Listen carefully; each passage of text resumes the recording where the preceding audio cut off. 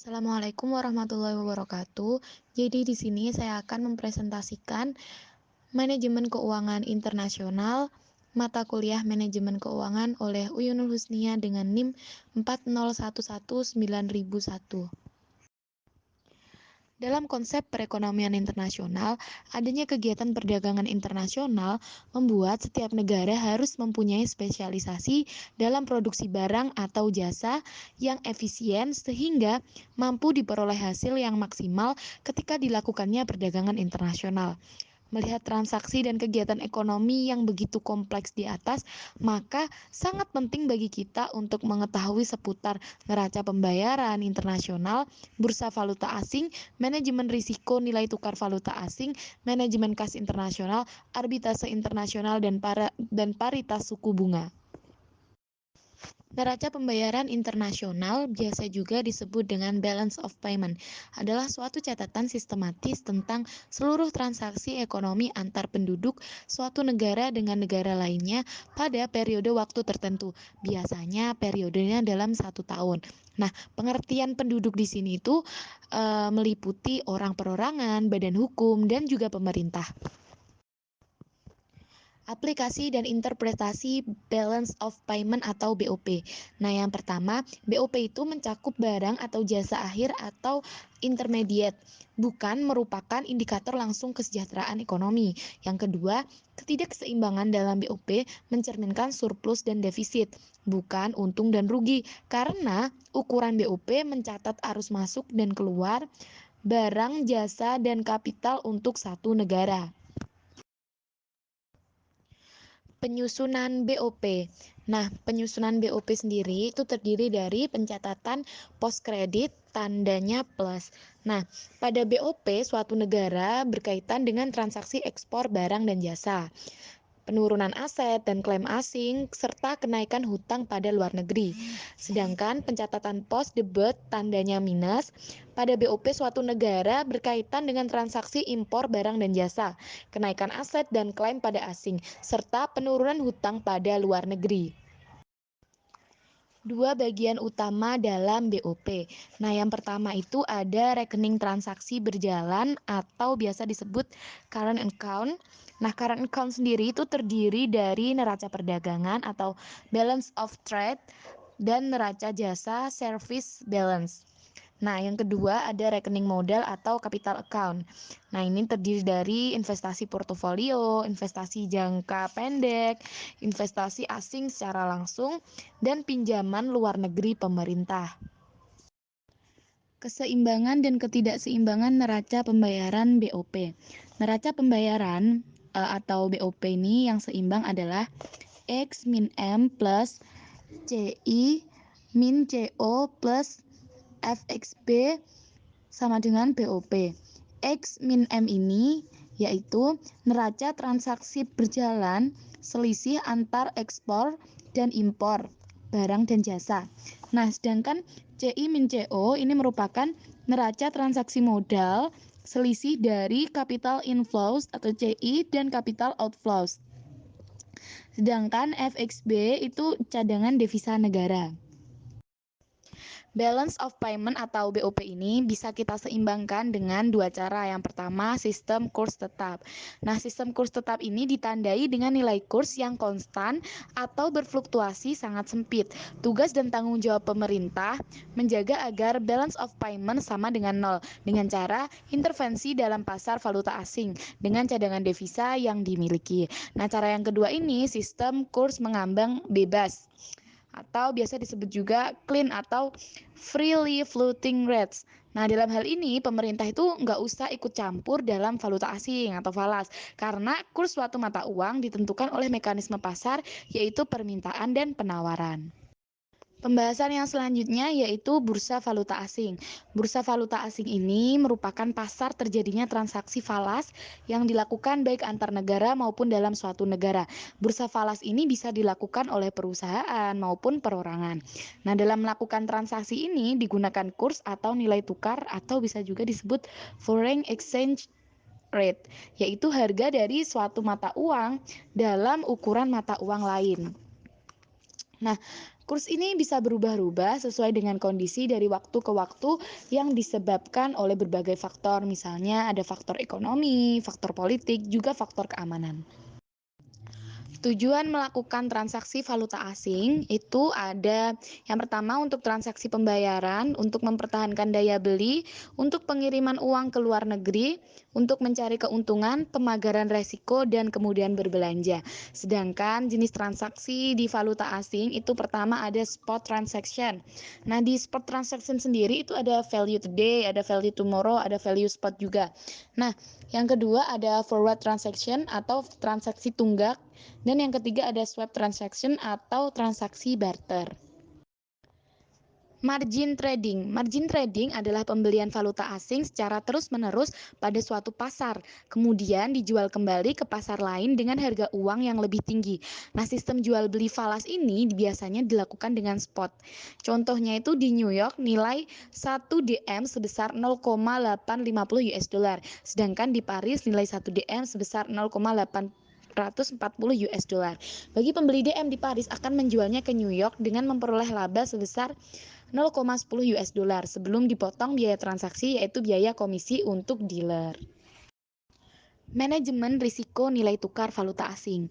Risiko nilai tukar atau exchange risk adalah perubahan-perubahan nilai tukar atau kurs yang tidak pasti yang mengarah kepada fluktuasi-fluktuasi tidak pasti pada nilai perusahaan. Nah, perusahaan menghadapi risiko nilai tukar pada saat terjadi perubahan-perubahan potensial yang tidak terantisipasi dalam nilai tukar, yang akhirnya berpengaruh pada nilai perusahaan. Perusahaan dikatakan terpengaruh oleh risiko kurs falas atau exposed to change risk. Exposed to exchange risk itu karena adanya pergerakan yang tidak terlihat dari nilai tukar atau kurs falas. Dengan adanya keuntungan dan risiko yang sangat tinggi dalam perdagangan valuta asing, maka dari itu perlu dilakukan pengetahuan dan dikembangkan kebijakan untuk mengatasi risiko tersebut. Selanjutnya kita membahas kategori utama risiko perdagangan falas. Itu ada 3. Yang pertama ada exchange rate risk. Risiko ini terjadi akibat adanya fluktuasi pergerakan secara terus-menerus pada permintaan dan penawaran di pasar falas, sehingga dapat mempengaruhi posisi nilai tukar falas. Seorang trader membuka posisi membeli atau buy, membeli falas dan menjual atau sell falas. Selama posisi ini belum ditutup atau close position, nilai tukar falas ini selalu berubah-ubah karena terjadi tarik-menarik antara kekuatan permintaan dan penawaran di pasar. Selanjutnya ada credit risk. Nah, risiko ini berkemungkinan pihak lain atau tidak melaksanakan kewajiban dalam persetujuan yang telah disepakati. Nah, yang ketiga ini adalah country risk. Nah, risiko ini muncul akibat campur tangan atau intervensi pemerintah dalam perdagangan falas. Berbeda dengan aktivitas intervensi bank sentral untuk mempertahankan nilai tukar. Nah, ini misalnya adalah pembekuan aset, simpanan luar negeri, deposito WNA oleh pemerintah lokal atau domestik. Manajemen kas internasional. Manajemen kas internasional perusahaan itu memiliki anak dan induk perusahaan. Tujuannya yaitu untuk mengoptimalisasikan kas dan investasi kelebihan kas. Nah, teknik-teknik untuk mengoptimalkan aliran kas ini ada apa aja sih? Itu yang pertama ada mempercepat aliran masuk kas. Jadi, semakin cepat aliran masuk kas diterima, maka semakin cepat kas dapat diinvestasikan atau semakin cepat dapat digunakan. Kemudian cara yang kedua yaitu dengan menggunakan jaringan untuk meminimalkan biaya konversi falas. Jaringan bisa dilaksanakan dengan usaha bersama antara anak perusahaan atau oleh grup manajemen kas sendiri. Dalam hal ini perusahaan induk. Yang ketiga yaitu caranya meminimalkan pajak atas aliran kas. Pajak tinggi atas laba anak perusahaan yang dikirim ke perusahaan induk. Jadi dapat diminimalkan dengan cara anak perusahaan jangan mengirim laba untuk sementara dan laba tersebut tujuannya untuk diinvestasikan keuntungannya. Kemudian anak perusahaan agar mengadakan divisi litbang yang menguntungkan anak perusahaan. Kemudian menerapkan strategi pembiayaan dari pinjaman. Cara yang keempat yaitu dengan cara transfer kas antar anak perusahaan. Cara ini dapat mengurangi jumlah pinjaman yang dilaporkan pada neraca. Kemudian ada investasi kelebihan kas. Nah, yang akan kita bahas pertama itu ada manajemen kas terpusat. Fungsi optimalisasi aliran kas dapat ditingkatkan dengan suatu pendekatan terpusat, sebab semua posisi kas anak perusahaan dapat dimonitor secara serempak. Keunggulannya, suku bunga yang dibayar atas investasi jangka pendek sering lebih tinggi untuk jumlah yang lebih besar. Kemudian meningkatkan efisiensi manajemen modal kerja dengan mengurangi biaya seluruh pendanaan multinasional corporation. Akan tetapi ada kelemahannya juga, yaitu biaya transaksi yang dikeluarkan lebih besar.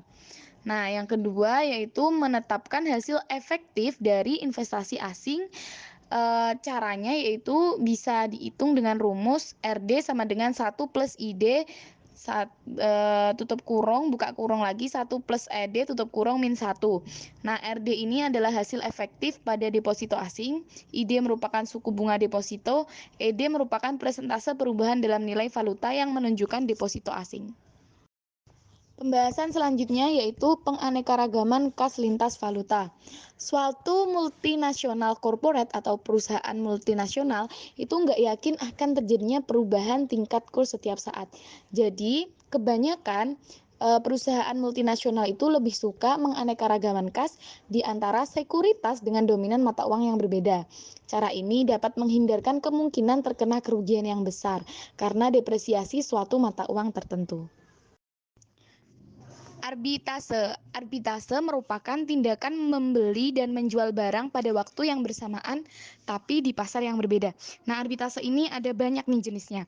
Ada arbitase internasional, yaitu merupakan kapitalisasi atas suatu ketidaksesuaian harga dalam banyak kasus. Tidak ada investasi dana yang terkait untuk setiap waktu dan tidak ada risiko dalam strategi ini. Kemudian ada juga arbitrase lokasional, yaitu merupakan melakukan kapitalisasi atas perbedaan kurs antar lokasi. Nah, ada juga arbitrase segitiga, yaitu transaksi arbitrase yang melibatkan tiga mata uang yang berbeda dan upayanya itu untuk mengeksploitasi ketidakkonsistenan di antara nilai tukar mereka. Nah, yang terakhir ada arbitrase suku bunga tercover, yaitu mereka itu cenderung memaksa suatu hubungan antar suku bunga dari dua negara dan premi atau diskon kurs forward mereka. Paritas suku bunga. Apabila kekuatan-kekuatan pasar menyebabkan arbitrase bunga tercover tidak layak, maka dalam satu keadaan equilibrium yang ditunjukkan sebagai paritas suku bunga dalam equilibrium, forward rate berbeda dari spot rate dengan satu jumlah yang cukup untuk mengimbangi perbedaan suku bunga antara dua negara. Nah, hasil pengembalian seorang investor dari menggunakan arbitrase suku bunga tercover dapat ditetapkan sebagai berikut. AH itu jumlah home currency yang diinvestasikan pada awal periode. SJ itu spot rate ketika mata uang asing dibeli. IJ suku bunga atas deposito asing. FJ forward rate di mana mata uang asing akan ditukar kembali ke home currency. Dan AN itu jumlah home currency yang diterima pada akhir periode deposito. Nah, rumusnya itu AN sama dengan AH per SC 1 plus IC dikali FC.